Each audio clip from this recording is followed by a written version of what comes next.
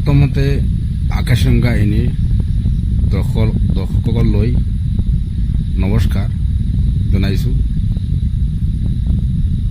আজি গুৰুত্বপূৰ্ণ এটা ভিডিঅ' লৈ আপোনালোকৰ সন্মুখলৈ আহিছোঁ।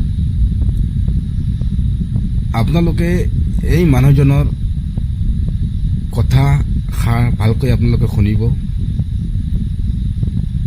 এই মানুহজনে ঠিক হ'বলৈ বিচাৰিছে আৰু কি কৈ আছে আপোনালোকে নিশ্চয় শুনিব। ভিডিঅ'টো যিমান পাৰে সিমানলৈকে শ্বেয়াৰ কৰিব, ভিডিঅ'টো স্কিপ নকৰিব আৰু ভালকৈ মন দি ভিডিঅ'টো আপোনালোকে চাব। ভিডিঅ'টো যিমান পাৰে সিমানলৈকে আপোনালোকে শ্বেয়াৰ কৰিব, ভিডিঅ'টো স্কিপ নকৰিব। আপোনালোকৰ সন্মুখলৈ এই ভিডিঅ'টো আমি লৈ আহিছোঁ।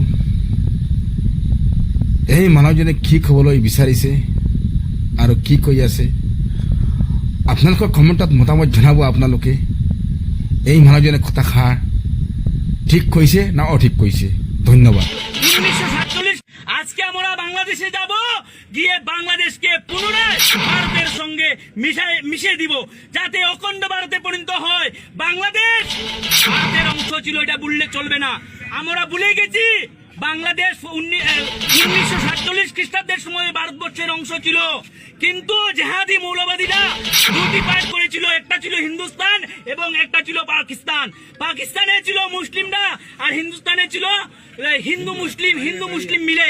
কিন্তু পাকিস্তানে যে জায়গাতে ছিল 18% 19% হিন্দু, কিন্তু আজকের দিনে এই জায়গাতে হিন্দু নেই। বাংলাদেশে দেখা যাচ্ছে আগে ছিল 23%, কিন্তু আজকের দিনে 8%। এইসব দেখে আমরা বয়ে যাচ্ছি যে আগামী দিনে আমাদের করিমগঞ্জে কি হবে। বাংলাদেশের তখন সরকার নেই, কুকুর ছাগল এগুলা সরকার চালাচ্ছে। এইদিকে হুঁশিয়ারি করে দিচ্ছে তোমাদের আর বেশি দিন সময় নেই। আজকে আমরা বেশি ঘন্টা সময় নেই, আমরা আসছি তোমাদের বাংলাদেশকে মিশিয়ে ভারতের সাথে যুক্ত করার জন্য। জয়